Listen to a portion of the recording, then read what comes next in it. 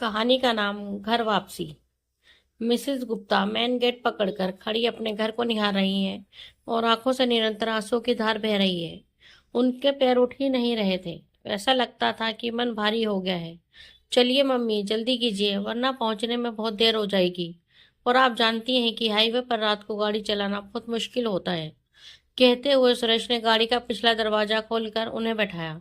दोनों बच्चे उनके साथ पिछली सीट पर और पूजा आगे सुरेश के साथ बैठ गई। वो आंसू से धुंधली आंखों से अपनी सखियों को और अपने घर को तब तक हाथ हिलाती रही जब तक वो नजरों से ओझल नहीं हो गए। मन बोझिल था और देह थककर चूर हो गई थी। लगातार रोने से आंखें और सिर भी बहुत भारी हो गए थे। इसी मन और देह की थकान में उन्हें पता ही नहीं चला कि कब सिर पीछे सीट पर टिक गया और नेत्र मुंद गए। क्यों जा रही हो? यहीं रहो अपने घर। जो सम्मान कभी कभी जाने में से मिलता है वो वहां बस जाने से नहीं मिलेगा, गुप्ता साहब ने समझाते हुए कहा। अरे मेरे बेटे का घर है, किसी पराये घर थोड़े ना जा रही हूँ। और आप तो मुझे बिना बताए चले गए। मैं आपसे बहुत नाराज हूँ। वह मुंह फुलाते हुए बोली। कहाँ गया हूँ? यही तो हूँ तुम्हारे पास। मेरी बात समझो और यहीं अपने घर में रहो। अब उठो और चलो मेरे साथ। कहते हुए गुप्ता साहब ने हाथ बढ़ाया तो उन्होंने उनका हाथ झटक दिया। इसी झटके के साथ उनकी आंखें खुल गईं तो उन्होंने देखा कि सुरेश का घर आ गया है। लॉन में गमले टूटकर बिखरे हुए थे। इसी कारण सुरेश को झटके से ब्रेक लगानी पड़ी। ये वही यथार्थ झटका था जो उन्होंने सपने में महसूस किया था। घर पहुंचते ही आराम कुर्सी पर बैठकर उन्होंने सिर पीछे टिका दिया। उनके मन में सपना भी ताजा ही था और वो उसे समझने की कोशिश कर ही रही थी कि पूजा उनके हाथ में चाय का कप देते हुए बोली, मम्मी आप हाथ मुंह धोकर चेंज कर लीजिए। मैं खाने की तैयारी करती हूँ। बच्चे इतने थके थे कि बिना कुछ खाए पिए ही सो गए। उन्हें भी भूख कहाँ थी। इसी तरह एक पराठा चाय के साथ निकलकर लेटने चली गई। इस पूरे समय गुप्ता साहब का वो सपना उनका पीछा करता रहा और वो उसका अर्थ समझने में असफल रही। और इसी उधेड़बुन में कुछ नींद सी हालत में सुबह हो गई। अगले दिन आदतन जल्दी नींद खुल गई और वो फिर उसी सपने में की सोच में डूब गई। शुरू के दिन अच्छे थे। पूजा हर काम के लिए पूछती थी और बच्चे भी अम्मा अम्मा कहकर आसपास ही मंडराते रहते थे। सुरेश भी ऑफिस जाने से पहले और लौटने के बाद उन्हीं के आसपास पास आता था। धीरे ही सही मगर उनका रूटीन भी वापस पटरी पर आने लगा और वो भी घर को अपना समझकर अधिकारों का प्रयोग करने लगी।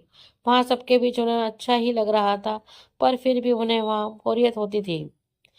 सुबह जिस घर में रेलवे प्लेटफॉर्म से हलचल रहती थी, 9 बजते बजते वहां एकदम सूनापन पसर जाता था। फिर वो बालकनी में फूल पौधों को देखते और सड़क पर आती जाती गाड़ियों को देखते हुए समय काटती और सबके आने का इंतजार करती रहती थी। उस दिन सबके जाने के बाद जब वो बालकनी में जाकर बैठी तो हल्की फुहार पड़ रही थी। यह मानसून की हल्की फुहार उन्हें बेहद अच्छी लगती थी। कुछ देर यूं ही उन बूंदों को हाथों में छालते और उनके कोमल स्पर्श को महसूस करते उनका चाय पीने का मन करने लगा। वो उठी और चाय का दूध निकालने के लिए उन्होंने फ्रिज खोला तो वहां सामान से ठसाठस भरा था। उसी सामान में दूध का पतीला भी फंसा हुआ था। उन्होंने जैसे ही दूध का पतीला निकाला तो उसके साथ रखा कांच का कटोरा फिसलकर नीचे गिरा। छन की आवाज से उसके टुकड़े और मटर पनीर की सब्जी सब तरफ फैल गई। अब चाय पीना भूलकर वो साफ सफाई में लग गई। फ्रिज कई दिन पुरानी सब्जियों, कई तरह के गूंदे आटे, पुरानी ब्रेड, खट्टे दही और अधसड़े फल सब्जियों से पटा पड़ा था। उन्होंने सूंघ सूंघ कर सारी बासी सब्जियों और आटे का अंदाजा लगाकर उन सबको हटाया। दोपहर को पूजा और दिशु के आने तक वो फ्रिज का कायाकल्प कर चुकी थी। पूजा ने आते ही हाथ मुंह धोकर फ्रिज की तरफ बढ़ते हुए बोली, आप लोग आ जाइए, मैं खाना गर्म कर रही हूँ। फ्रिज खोलते ही पूजा असमंजस की स्थिति में थी। उसने पूरा फ्रिज छान मारा पर उसमें आटा और मटर पनीर की सब्जी कहीं नहीं थी। उसे बार बार फ्रिज में सामान रखते और निकालते देखकर उन्होंने पूछा, क्या हुआ? क्यों परेशान हो? क्या ढूंढ रही हो? मम्मी जी, वो आटा और मटर पनीर की सब्जी नहीं मिल रही। पूजा ने कटोरों के ढक्कन उठाकर चेक करते हुए कहा, बेटा वो तो मैंने हटा दिए हैं। सब्जी और पनीर दोनों महक रहे थे। महक रहे थे? पर वो तो मैंने संडे को ही तैयार किए थे। संडे यानी 3 दिन पहले। पर ये तो ठीक नहीं है। ये तो बीमारियों को न्योता देना है। घर पर हम 4 ही तो लोग हैं। रोज ताजा बनाने में अधिक समय नहीं लगेगा, उन्होंने पूजा को समझाते हुए कहा। मेरे लिए संभव नहीं है मम्मी। मैं सुबह की गई, दोपहर को लौटती हूँ। फिर मेरी किटी है, मेरा पालन है, ये मेरा मी टाइम है। इसके बाद समय ही कहाँ बचता है, तो मैं रोज खाना नहीं बना सकती। इसलिए मैं पूरे हफ्ते का खाना एक ही बार तैयार करके रख देती हूँ। वैसे दिशु और सुरेश को भी इससे कोई परेशानी नहीं है। पूजा के स्वर में तल्खी थी। मिसेस गुप्ता का मन एक सप्ताह का रखा खाना खाने की कल्पना मात्र से खिन्न हो गया, पर उन्होंने स्थिति को संभालते हुए कहा, कोई बात नहीं पूजा, पहले तुम अकेले थी, अब मैं भी हूँ, तो खाना बनाने में तुम्हारी मदद करूंगी। पूजा ने उनकी बात को का कोई जवाब नहीं दिया और उस समय सबने मैगी खाई। उस दिन रात का खाना भी प्रिया ने बाहर से वही ऑर्डर किया। मिसेस गुप्ता को ये सब समझ नहीं लगा। वो पूजा की नाराजगी समझ ही नहीं पाई। वो तो बेटे बहू के घर को अपना मान रही थी, जहाँ उन्हें भी कहने और करने का अधिकार था। अगले दिन भी सबके जाने के बाद वो किचन की सफाई में जुट गई। उन्होंने चीनी, चाय पत्ती और मसालों के डब्बों को अपने हिसाब से लगाया, ताकि रोजमर्रा का सामान उनकी पहुंच में रहे।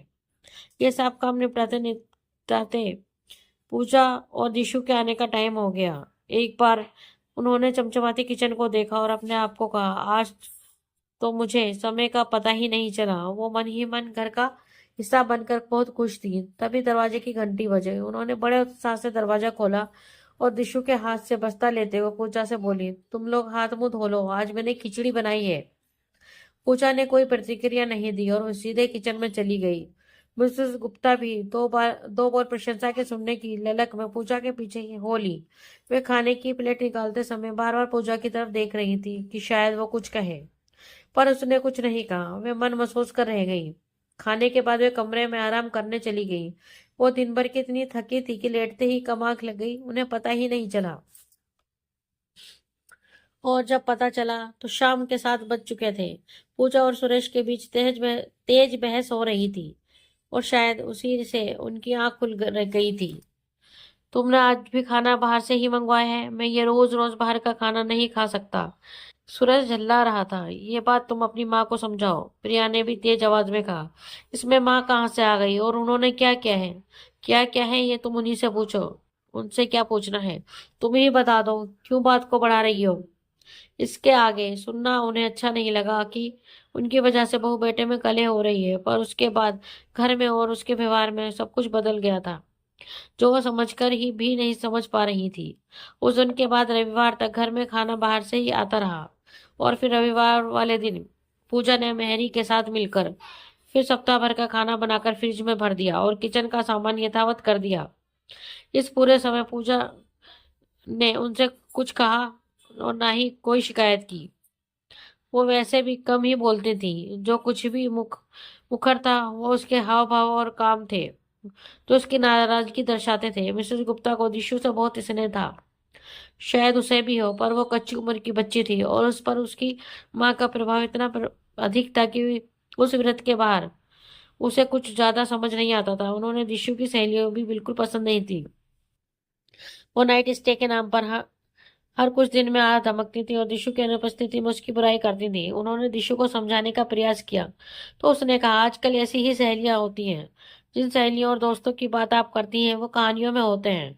बहुत कोशिश करने के बाद ये बात उनके गले नहीं उतरी थी। उन्हें तो मिसेस शर्मा, सरोज और उनकी बाकी सखियां याद आने लगी, जो सुख दुख में उनके साथ खड़ी रहती थी। अब वह सबसे ज्यादा स्नेह दिशु से करती थी, तो वह चाहती थी कि वो सौंदर्य के उनके सारे नुस्खे दिशु को बताएं। उनके इन उपचारों नुस्खों की बड़ी धूम थी। आसपास की सभी लड़कियां उनके टिप्स लेने आती थी। उन्हें याद है टीना शादी से पहले रंगत निखारने के लिए उनसे कोई नुस्खा लेने आई थी और उनके बताए मसूर दाल और चंदन के उपकरण ने कमाल कर दिया था। मुरझाई से रंगत वाली रीना अपनी शादी तक पहचान में ही नहीं आ रही थी। इस उपकरण ने उनकी रंगत को निखार दिया था, पर यहाँ दिशु पर उनकी दाल नहीं गलती थी। एक बार उन्होंने बड़े जतन से आंवला मेथी का तेल उसके लिए बनाया था, जिसे उसने बड़ी रुखाई के साथ नकार दिया था। उनका मन एकदम रुआंसा हो गया था। उन्हें टीना, शर्लिन और आमना ये सब लड़कियां याद आने लगी, जो उनके पास उन्हीं उपचारों के लिए मंडराती रहती थी। सुरेश भी अब कभी कभी उनके पास आता था और वो भी औपचारिक हालचाल ही पूछता था। गोलू को भी उनका समझाना पसंद नहीं था, तो वो भी उनके से कन्नी काटने लगा था। इस पूरे घर में सिर्फ रानी का आना ही उनके लिए राहत का समय होता था। रानी घर का काम निपटाते हुए उनसे बातें करती रहती थी, पर वो ज्यादा देर नहीं रुकती थी। वो रोबोट की तरह अपना काम निपटाती थी, उसे बाकी घरों में भी काम करना होता था। ऐसे में उन्हें टीका राम याद आता था, जो गुप्ता साहब के क्लब चले जाने के बाद सर्दियों में लॉन की गुनगुनी धूप में और गर्मियों में एसी की ठंडक में उनकी कुर्सी के पास बैठा उनके पांव दबाता हुआ उनके गांव और बचपन की बातें करता रहता था। पर यहाँ सुरेश के यहाँ तो अकेलापन और रुखाई ज्यादा थी। उन्हें अच्छे से याद है, वो रविवार का दिन था। वो हमेशा की तरह कमरे में अकेली रामायण पढ़ रही थी।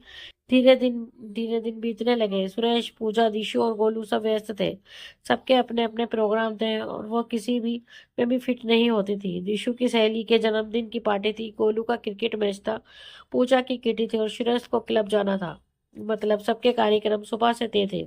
मिसेस गुप्ता अकेले बैठे बैठे उब गई तो बाहर आकर हॉल में बैठ गई कि कोई तो दिखेगा। घर की हलचल में प्रत्यक्ष न सही परोक्ष की शामिल होंगी। बाहर आकर देखा तो सब तैयार थे। मम्मी, दरवाजा बंद कर लीजिए। और हाँ, आपका खाना रखा है, अगर ठीक लगे तो रोटी बना लीजिएगा, मुझे लेट हो रहा है, हम शाम तक लौट आएंगे। पूजा ने कहा और बिना उनकी प्रतिक्रिया का इंतजार किए चारों निकल गए। वो चुपचाप उठी और दरवाजा बंद कर लिया। सिर उठाकर घड़ी की तरफ देखा तो 2 बज रहे थे। अब उन्हें तेज भूख लग रही थी। आज सुबह से उन्होंने सिर्फ चाय ही पी थी। एकादशी का व्रत जो था, उन्हें यहाँ लगा शायद किचन में पूजा कुछ व्यवस्था करके गई होगी। जाकर देखा तो फलाहार का कोई प्रबंध नहीं था। आलू मटर की सब्जी कुकर में थी तो थोड़ा आटा गूंथा रखा था। उनका मन भर आया और वो मुंह में थोड़ी चीनी डालकर और पानी पीकर वापस अपने कमरे में लौट आई। पता नहीं कब बैठे बैठे आंख लग गई। जब खुली तो घंटी की आवाज से तो लगातार बज रही थी। उन्होंने किसी तरह दरवाजा खोला तो देखा दिशु और पूजा थे। गुलाबी ड्रेस और खुले बालों में दिशु बहुत सुंदर लग रही थी। उसे देख उन्हें काजल की याद आ गई। उन्होंने बढ़कर उसके गाल सहलाने चाहे तो उसने चेहरा दूसरी तरफ करते हुए कहा, मम्मा, कितनी बार कहा है एक चाबी अपने या मेरे पास रखा करो, और आप है कि सुनती ही नहीं, किसी को भी चाबी देकर चल देती है। किसी को भी? मैं किसी को भी हूँ? वो अवाक पूजा का चेहरा देख रही थी। पूजा के चेहरे पर कोई हाव भाव न देख कर उनका मन कसेला हो गया। वो चुपचाप अपने कमरे में चली गई। सुबह से भूखे पेट अब सिर दर्द करने लगा था तो वो मन मार कर उठी कि बहू से कुछ फलाहारी बनाने को कहें। बाहर निकली तो देखा क्या तब तक गोलू और सुरेश भी लौट आए थे। सब शायद कहीं जाने के लिए तैयार हो रहे थे। कहीं जा रहे हो सुरेश? उन्होंने पूछा। हाँ मम्मी, हम मूवी जा रहे हैं, आने में देर हो जाएगी, आप रानी से काम करवाने के बाद दरवाजा बंद कर लीजिएगा, सुरेश की जगह पूजा ने जवाब दिया। उनसे कुछ और पूछते नहीं बना और रानी के जाने के बाद वो वहीं हॉल में सोफे पर बैठ गई। उनका मन बेहद उदास था और कई तरह के सवाल जवाब उनके मन में उठ रहे थे। क्या इसी उपेक्षा और अकेलेपन के लिए वो यहाँ आई थी? ये सवाल बार बार उनके मन में कौंध रहा था। शाम के 6 बज रहे थे। उन्होंने अधिक देर करना ठीक नहीं समझा और तुरंत घर वापसी की टैक्सी बुक करके मिसेस शर्मा को फोन किया। मिसेस शर्मा, मैं रात 9 बजे तक पहुंच रही हूँ। मैं आज व्रत हूँ, क्या आप तब तक कुछ हो जा पाएगा? कुछ नहीं, बहुत कुछ हो पाएगा। मैं और सरोज जी भी व्रती हैं। आप तो बस जल्दी से आ जाइए, साथ में व्रत खोलेंगे। मिसेस शर्मा की आवाज में उत्साह स्पष्ट था। उनके उत्साह और स्नेह से ने मिसेस गुप्ता के मन को मिठास से भर दिया और फिर तो उनके हाथों को जैसे पंख लग गए और उन्होंने झटपट अपना सामान बांधा और टैक्सी की राह देखने लगी। आज उन्हें सपने का अर्थ समझ आ गया था। दोस्तों, आपको हमारी ये कहानी घर वापसी कैसी लगी? प्लीज कमेंट में हमें जरूर बताएं। अगर कहानी आपको पसंद आए तो हमारे चैनल को लाइक एंड सब्सक्राइब करें और बेल आइकन दबाना ना भूलें। धन्यवाद।